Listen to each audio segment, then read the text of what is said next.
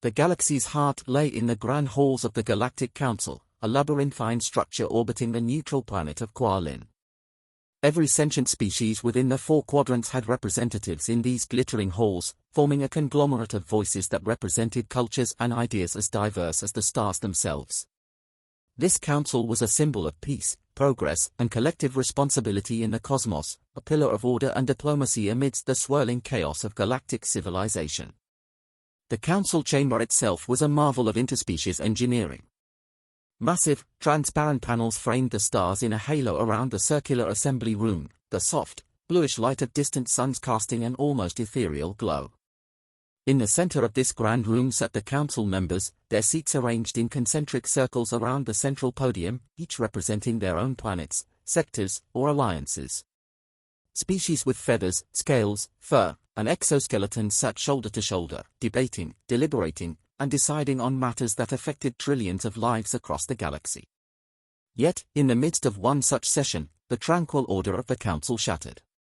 The metallic double doors of the council chamber hissed open, and an Etolian advisor floated into the room, his gravity suit hissing with pressurized air as he made his way to the main podium. The council's focus shifted to him, as he was the representative of one of the galaxy's most renowned diplomatic species, respected for their unyielding neutrality. Honorable council members, the Etolian began, his voice echoing through the chamber, we have received an urgent communique from the outer quadrant of Sector L, reporting an unprecedented event. The council members leaned in, their antennae, beaks, and visors directed toward the Etolian with rapt attention. An armada of warships, human warships, has crossed into council-controlled space, the Etolian said, his usual calm voice edged with something that rarely surfaced in his tone, fear. Whispers rippled through the assembly like an electric current. For decades, the humans had kept to themselves, managing their own affairs on the fringe of the known galaxy. Though ambitious and unpredictable, they had no significant record of intergalactic aggression or expansion. Ambassador Xylarx, a towering insectoid from the serene realm of the Chixin, was the first to speak. His voice, a clicking vibration that echoed through the room, was laced with confusion. Humans? Are they not the ones known for their frivolous arts? The species that conquered their environment with seemingly senseless creativity rather than calculated adaptation? Yes, indeed, replied another council member, Ambassador Lyra of the waterborne Florixians. Her translucent, shimmering skin sparkled under the ambient light. Humans are impulsive, certainly, but an armada? This seems beyond even their capacity for unpredictability. Another voice, heavy and solemn, joined the conversation. This was Grand Minister Valerian of the Sintry Alliance, a long-lived species with a deep knowledge of galactic history. We have dismissed humans for far too long. We see them as irrational, volatile, but we cannot forget that they are the same species that once nearly destroyed themselves with weapons capable of extinguishing their entire population. And now they possess the technology to traverse space. The Etolian continued, we've intercepted communications that suggest this human fleet is led by a notorious human commander known as Colonel Adriana Kane. She's been described as relentless and, more worryingly, entirely devoted to what humans call total war. She demands an audience with the council, or she will open fire. The whispers turned to shouts of disbelief and alarm. Among them, Zarnok of the serene Drasalonians, a being with skin like a crystalline flower, spoke in disbelief. This must be a miscommunication. Humans are volatile, yes, but rarely organized on this scale for aggression. Surely, there must be a reason for this sudden hostility. Ambassador Xylarx nodded, his mandibles twitching with agitation. A misunderstanding, indeed. They must have misinterpreted one of our policies or perceived some diplomatic slight. Perhaps our trade regulations offended them, or perhaps they misunderstood our quarantine restrictions. Grand Minister Valerian tilted his head, his eyes narrowing thoughtfully. Colonel Kane is a tactician, from what our intelligence reports. The humans are not known for acting without a cause, even if it's a cause that only makes sense to them. What could provoke such an intense response? The doors hissed open once more, and an assistant rushed in, her face pale. The human fleet is positioning themselves around our orbital perimeter, demanding permission to approach within communication range. A murmur of concern spread, but the Etolian diplomat took charge. Allow them to approach within comm range only. Let's see if we can reason with Colonel Kane. Moments later, a large holographic screen materialized in the center of the council chamber, and the face of Colonel Adriana Kane appeared, her expression a blend of fierce determination and cold calculation. The council members regarded her with equal parts fascination and trepidation. Colonel Kane, the Aetolian, greeted her, maintaining his diplomatic poise. "I am T-Kral of the Aetolian delegation. You are addressing the Galactic Council, a peaceful coalition of—" "I know exactly who you are," Kane interrupted, her voice carrying a tone that silenced the room instantly. "And I don't have time for pleasantries. I am here on behalf of Earth and all humans. We demand retribution for the destruction of one of our colonies. The Council's refusal to take action against the Yaltri raiders who destroyed New Avalon forced us to take matters into our own hands." The Council members exchanged confused looks. New Avalon was an unfamiliar name to most, though a few recalled it as a human settlement on the outer edge of their territory. The incident had been noted in passing, but it had been assumed to be a minor skirmish in a disputed region, hardly worthy of Council attention. Ambassador Lyra, trying to keep the tone calm, spoke up. "Colonel Kane, we sympathize with your loss. However, we had no official knowledge of any such raid. The Council governs over a vast area, and small disputes in uncharted regions often." "Small disputes?" Kane's eyes blazed with fury. "Over 100,000 civilians dead, entire families wiped out, because the Council did nothing. We begged you for help when the Yaltri first attacked, but you dismissed us as too volatile to warrant protection. So we learned to protect ourselves." Her voice dropped, turning colder, more menacing. "I've been ordered to deliver a message. Either the Council acknowledges its negligence and compensates us for our loss, or we will be forced to consider the Council an enemy of humanity." A shocked silence filled the room. The concept of a single species declaring war on the entire Galactic Council was unthinkable. The Council had overseen centuries of relative peace, managing disputes diplomatically and maintaining a delicate balance between thousands of species. And now, here was this human, daring to accuse them of negligence and threatening war. Xylark spoke, trying to defuse the situation. "Colonel Kane, the Council is not a force of aggression. We maintain order and stability through dialogue, not destruction. Surely, your demands for compensation can be met through peaceful negotiations. We are willing to discuss reparations." Kane shook her head. "Words mean nothing to the dead. They needed action, not dialogue, and the Council failed them.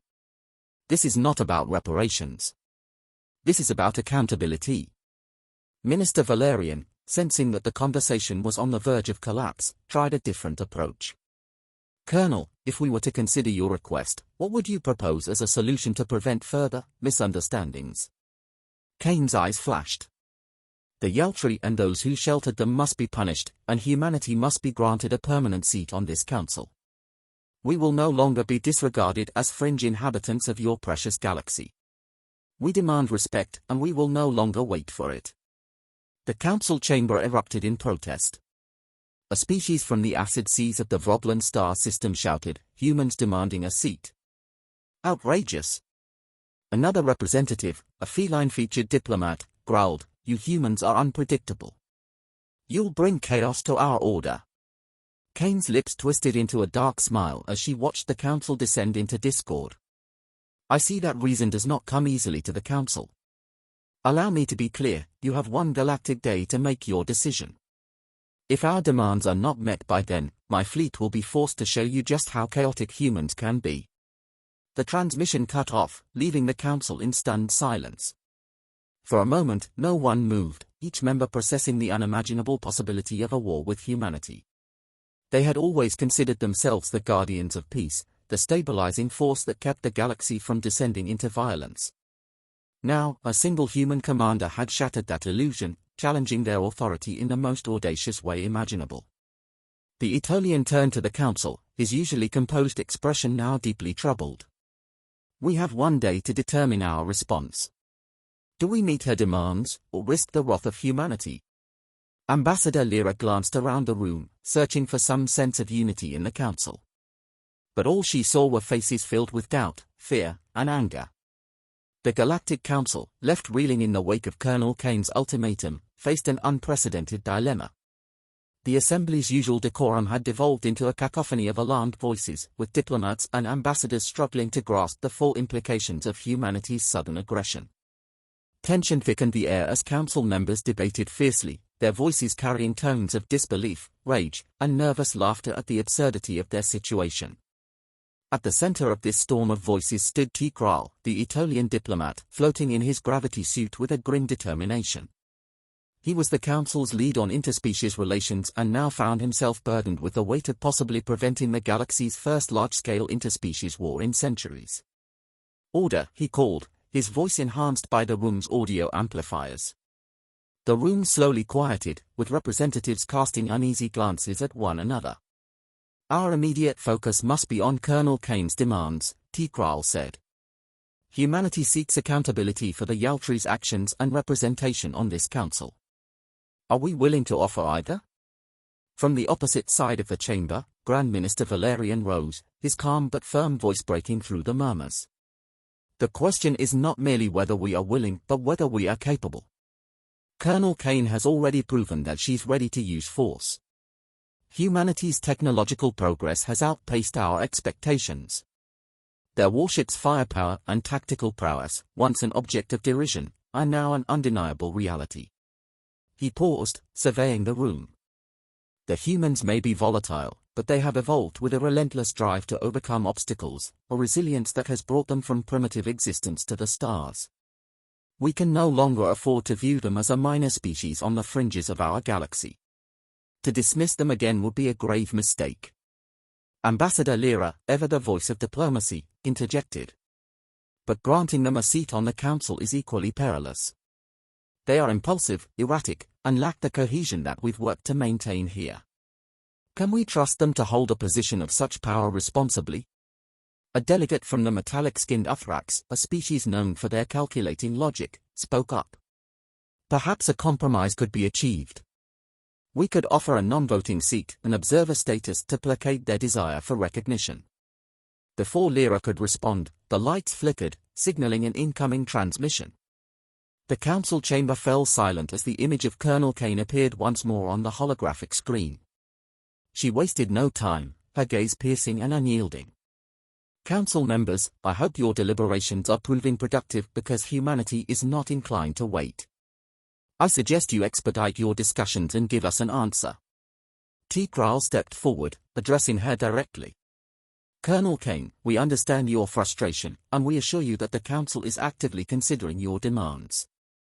However, your request for immediate Council representation is unconventional. Historically, Council membership is a long process that..." Kane's patience was clearly wearing thin. "Long processes and bureaucratic delays are precisely why we're here. My people are dying while the Council hides behind policies and procedures. You say you represent peace and unity, but when humanity begged for aid, you turned away." A new voice entered the conversation, surprising even Kane. It was Zarnok, the Drusselonian, his crystalline skin glinting as he spoke.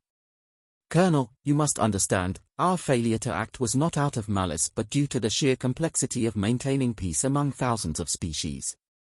The Council's resources are limited, and while we may have failed in your eyes, we work tirelessly to prevent conflicts across the galaxy." Kane's expression softened, though her eyes remained sharp. "I understand the scale of your responsibilities, but your so-called peace is built on a foundation of selective aid and political favoritism. Humanity will no longer be ignored." Tikral took a deep breath, knowing the negotiation was slipping. "Colonel Kane, please allow us more time to deliberate. We need to bring this to a vote." Kane shook her head. "You have until the end of the next rotation. After that, we will take matters into our own hands." With that, her image vanished and the council was left in a tense silence. The council members reconvened in private chambers to continue deliberations. Arguments and counter-arguments swirled as the ambassadors and representatives struggled to reconcile their differing perspectives. They faced a pivotal decision: if they granted humanity a seat, they risked destabilizing the council's delicate power balance. But if they refused, humanity's wrath could lead to an all-out war, the likes of which had not been seen since the ancient conflicts of the Fourth Quadrant. Amidst the debate, a plan emerged, proposed by the calculating Athrax delegate.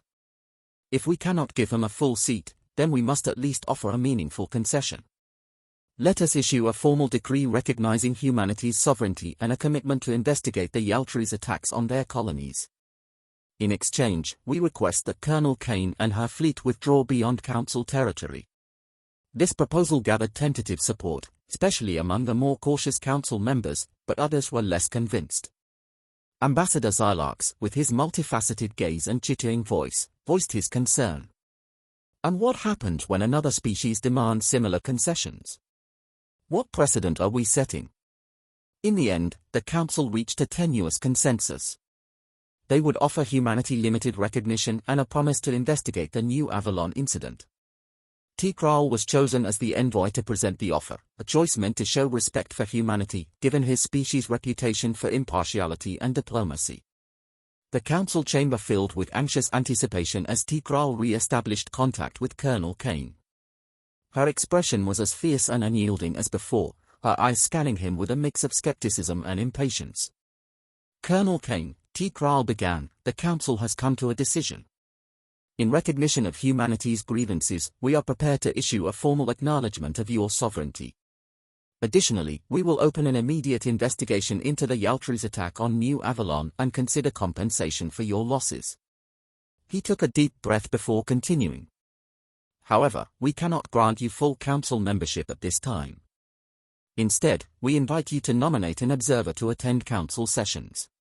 This observer will have the right to address the council and participate in discussions, though they will not hold voting power. Kane's face remained impassive as she processed this compromise. After a tense pause, she responded, her voice steely. A partial concession. I expected as much. But tell me, Counselor, how can we trust you to keep your word? You ask us to withdraw, to leave our fallen unavenged. What guarantees do we have that your investigation will yield justice? Grand Minister Valerian stepped in, his voice calm and steady. Colonel Kane, we understand your doubt. But our history, though not without fault, has always prioritized justice. We offer the full resources of the Council to ensure that those responsible are held accountable. Kane's lips curled into a slight smirk, though her eyes held no warmth. Justice, a curious word, given how you wield it selectively. Very well, Council. Humanity will withdraw, on one condition. I want a single council member to accompany us to the border and witness our people's suffering firsthand. Let them see what your inaction has wrought. The council members exchanged uneasy glances. This was an unusual and, frankly, dangerous demand. To send one of their own into the unknown, under human escort, could easily be seen as a sign of submission. But as they deliberated, Tikral raised his hand. I will go, he volunteered, his tone resolute. If witnessing the destruction of New Avalon will ease humanity's doubts about our sincerity, then it is my duty to do so. The room fell silent, and then slowly, the other council members nodded in agreement. Tikral's offer was a powerful gesture, one that conveyed the council's commitment to peace without capitulating to all of Kane's demands. Hours later, Tikral boarded the shuttle that would take him to Colonel Kane's flagship, the Warpath. The ship loomed ominously as his small vessel docked, and as he exited the shuttle, he was greeted by Colonel Kane and a squadron of human soldiers, all clad in sleek, black armor. Their eyes were wary, and their movements disciplined, a far cry from the chaotic, impulsive humans he'd expected. Councillor Tikral, Kane greeted him, offering a stiff nod. Welcome aboard. You'll accompany us to the site of New Avalon's destruction. Perhaps then you'll understand the weight of our demands. Tikral met her gaze, determined not to show any fear. Lead the way, Colonel. As the warpath accelerated toward the site of the human colony, Tikral couldn't help but feel a strange mix of apprehension and curiosity. He had witnessed countless interspecies conflicts and seen the aftermath of many battles, but humanity's reputation painted a picture of destruction fueled by both passion and ingenuity. The journey was swift, and soon enough, the barren expanse of New Avalon came into view. The once thriving human settlement had been reduced to ruins, a graveyard of twisted metal and scorched earth. Tikral's eyes widened at the devastation, the structures flattened, the debris scattered, and the emptiness where a vibrant community once thrived. Colonel Kane's voice broke through his thoughts. This is what your peace brought us. This is what happens when you ignore a species fighting for its survival. Tikral nodded solemnly, feeling the weight of her words. We failed you, Colonel. I see that now. She turned to him, her expression softened, if only for a moment. Then perhaps we can start with that acknowledgement. The two of them stood in silence, staring out at the remains of New Avalon. For the first time, the counselor understood the depth of humanity's grief, and a new understanding began to take root between them. But the path forward was far from clear. As Tikral stood beside Colonel Kane, he realized that this encounter was only the beginning of a complex alliance, or a devastating conflict, yet to unfold. The warpath hung in the blackness of space like a predator poised to strike. The devastation of New Avalon lay beneath them, a stark reminder of the horrors inflicted upon humanity. Colonel Kane and Counselor Tikral stood side by side on the ship's observation deck, gazing down at the ruins. For a moment, the tension between them had eased, replaced by a mutual understanding. But peace was a fragile thread, easily torn by the weight of vengeance and unresolved anger. As they stood in silence, Tikral felt a gnawing dread. He sensed that the compromise they'd reached, however fragile, would not hold for long without solid action. Humanity's demand for justice and the Council's desire for order were forces too strong to coexist without further conflict. Kane, though her expression had softened momentarily, still radiated a fierce determination. She was not one to accept half measures, and Tikral knew that if the Council's investigation into the Yaltri was anything less than thorough, Kane would be back, and this time, diplomacy would not suffice. Breaking the silence, Kane turned to Tikral, her eyes sharp. Counselor, I appreciate your willingness to see this firsthand. But a visit and a few words won't bring justice to my people.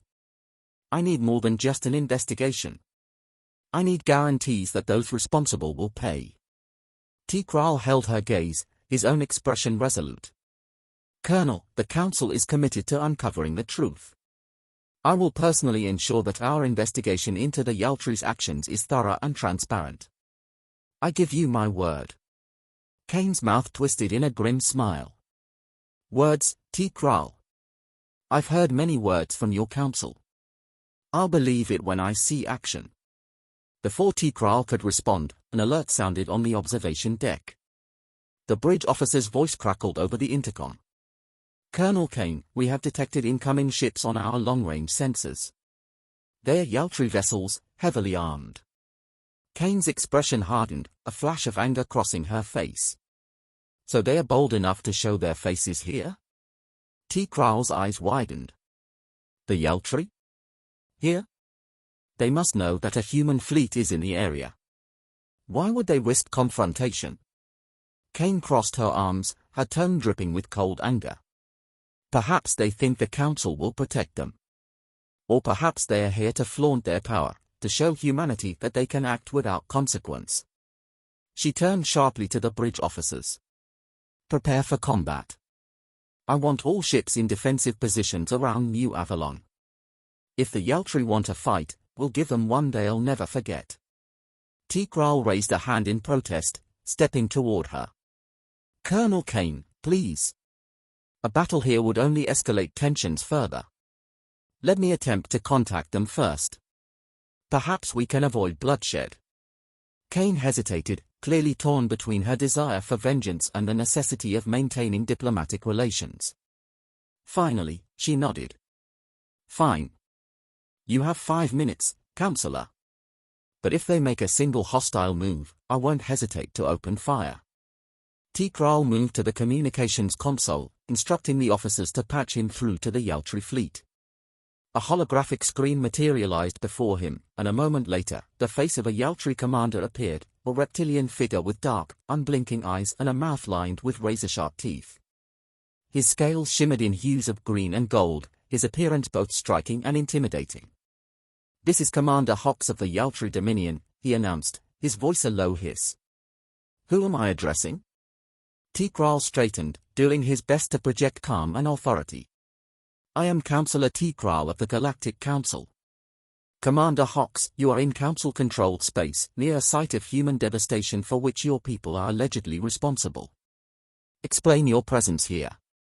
Hawks's eyes narrowed, and a cruel smile played across his face. Ah, the Council's pet human fleet. How amusing. We are here because this region, including that pathetic human settlement, falls under Yaltri jurisdiction. We do not answer to the Council, nor to Earth's feeble attempts at retribution. Kane, listening from the side, clenched her fists, and Tikral knew her patience was thinning. He spoke firmly, Commander, New Avalon was a civilian settlement. The destruction here cannot be ignored, nor dismissed as merely a territorial dispute. Humanity is demanding accountability, and the Council will ensure a fair investigation. But your presence here now is an act of provocation. Hawks laughed, a cold, mocking sound. Provocation? You humans think you can waltz into our domain with your Council's blessing and dictate terms to the Yaltri Dominion. We destroyed New Avalon because it encroached upon our borders, nothing more. Your Council ignored our warnings, and the humans refused to withdraw. Their deaths are the price of their arrogance. Kane's eyes blazed, and she stepped forward, cutting in.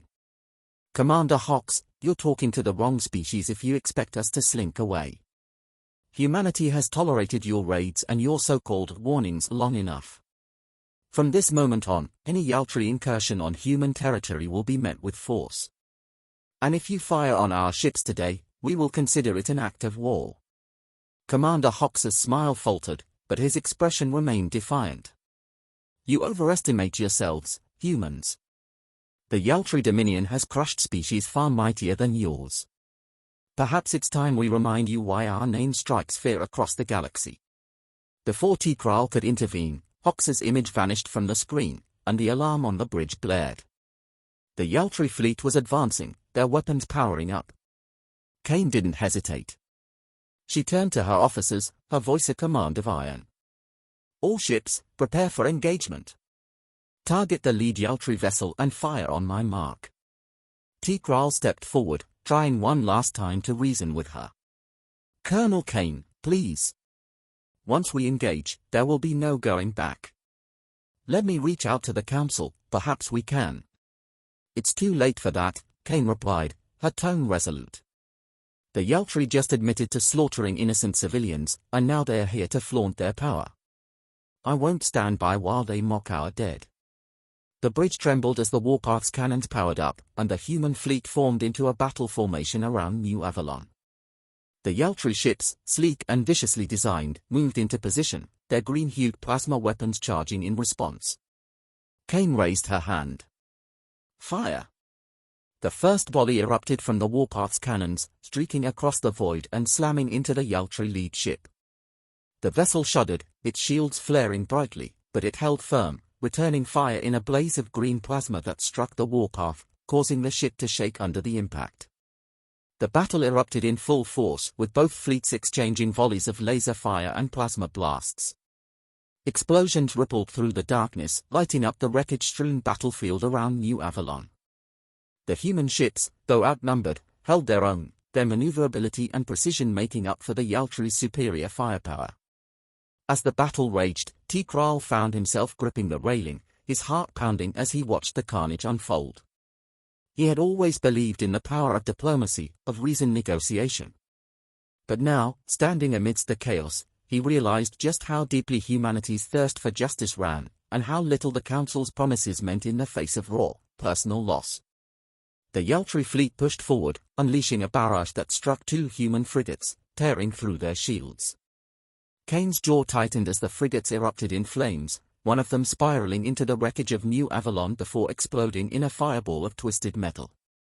Reinforce the left flank! Kane shouted, her voice unyielding. Keep them away from the planet. The human fleet adjusted, their ships forming a defensive wall between the Yaltri and the remnants of New Avalon.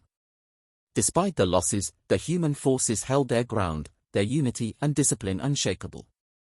In a daring maneuver, Kane's tactical officer sent a group of smaller fighter ships flanking around the Yaltri line. The fighters weaved through the barrage of enemy fire, their agility allowing them to dodge most incoming attacks. They closed in on the Yaltri flagship, delivering a concentrated assault that disabled its shields. "Focus fire on the flagship," Kane ordered, her eyes flashing with fierce determination.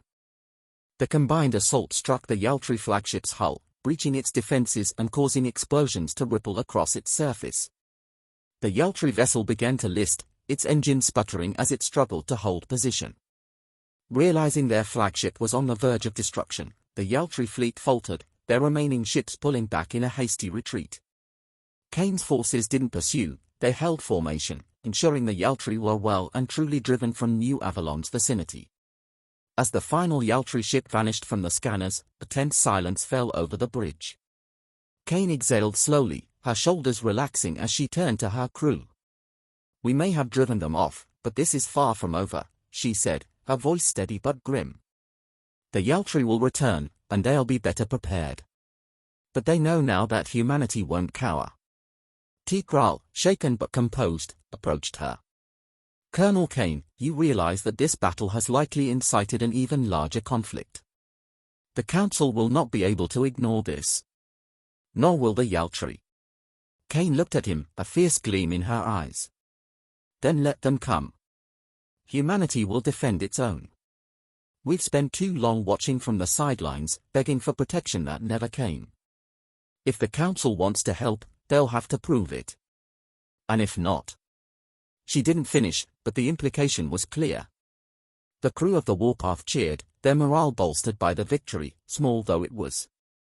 But for Tikral, the cheer felt hollow. He knew the council chamber would be in an uproar once news of this battle spread, and the galaxy would be forced to reckon with the rage of humanity. And for the first time, he wondered if the galaxy was truly prepared to face a human race willing to fight for its place among the stars, no matter the cost. The warpath returned to its original position above the ruins of New Avalon, its hull scarred from the battle but intact. For Colonel Adriana Kane, this small victory was but a taste of the justice she sought, yet the price weighed heavily on her. The cheers of her crew, the celebration of driving back the Yaltri, had quieted, replaced by an uneasy silence. Humanity had made its stand, but the threat of retribution loomed large. As Kane stared out at the debris-strewn void, she felt Tikral's presence beside her. The counselor, having witnessed both humanity's determination and the fierce reality of the Yaltri's wrath, looked equally unsettled. He had long been an advocate of peace, but the sheer scope of destruction and the stubborn will of humanity had shaken his convictions.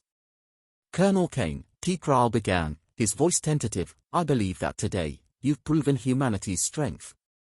But I urge you to consider what may come if this conflict escalates further. The Yaltri will not sit idly by after this defeat.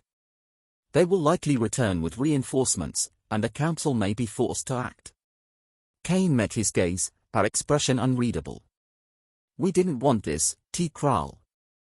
We came here demanding justice, not war. But if the Council continues to ignore humanity's right to defend itself, we will defend it on our own terms. We are done being helpless." Tikral nodded slowly, recognizing the resolve that lay in her words. Yet he couldn't ignore the pressing need for diplomacy. The Council was divided, and a war between the Yaltri and humanity would destabilize the entire quadrant. He needed to find a way to bridge the gap between humanity's demands and the Council's reluctance. After a moment of contemplation, Tikral made a decision. "Colonel, there may be another way. I propose that we return to the Council together with your account of the New Avalon incident and the Yaltri's actions. If you are willing to speak before them, your testimony may sway those who remain skeptical." Kane raised an eyebrow, skepticism etched on her face. "You think the Council would listen to a human? They've spent decades dismissing us as impulsive and insignificant. I doubt one speech will change that."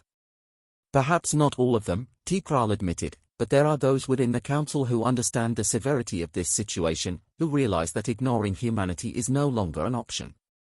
Your account, backed by my endorsement, may shift the perspective enough to prevent a wider conflict. If nothing else, it could grant humanity the recognition and respect you've been demanding." Kane studied him, the tension in her gaze softening slightly. Despite her doubt, she could see the sincerity in Tikral's offer.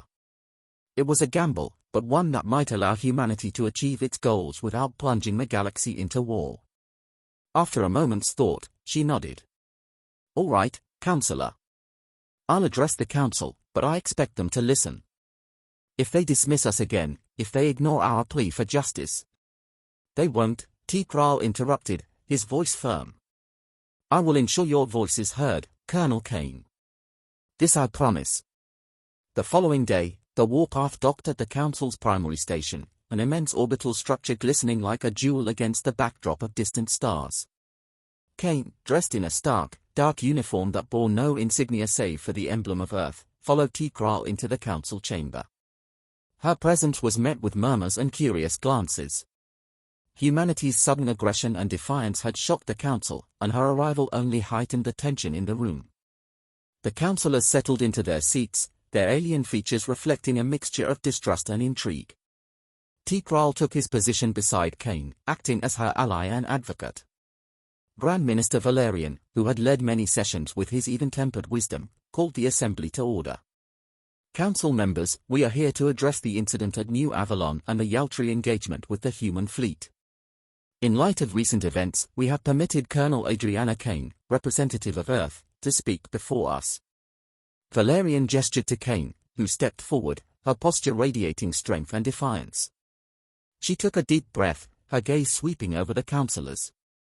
I stand before you today not just as a military commander, but as a representative of humanity, a species you have disregarded and dismissed for too long. Her voice was clear and unwavering, carrying the weight of every grievance humanity held. We are here because the Galactic Council, the so-called peacekeepers of this galaxy, failed us when we needed you most. Innocent lives were lost, families destroyed, because the Council did nothing to stop the Yaltri. She paused, her expression hardening as she continued. New Avalon was not a military base, nor a threat to your order. It was a colony, a community of civilians, scientists, children. We reached out, asked for your help, but our pleas were ignored. When the Yaltri attacked, we were left to fend for ourselves. Her gaze shifted to Tikral, then back to the Council. We don't seek a war. We seek justice. We demand that the Council holds the Yaltri accountable for their actions and formally recognizes humanity's right to defend itself. We will no longer beg for protection that isn't coming. We are prepared to stand on our own. A murmur rippled through the chamber, but this time, it was less dismissive and more contemplative. Tikral could see several council members nodding thoughtfully, while others leaned in, captivated by Kane's speech. Ambassador Xylarx, the Chixin representative, raised a hand to speak. Colonel Kane, humanity's anger is understandable. But the Council exists to ensure peace, not to stoke the fires of war. Are you prepared to align with our principles, to work within our laws, if we acknowledge your grievances and assist in the investigation of the Yaltri? Kane held his gaze, her voice unwavering. Yes? We are prepared to work within your laws, provided they protect us, rather than silence us. If the Council genuinely seeks peace, we are willing to stand beside you. But if not, we will take action ourselves. Grand Minister Valerian rose from his seat, addressing the assembly. The Council has failed to understand humanity's resilience and spirit. Today, we have witnessed their determination.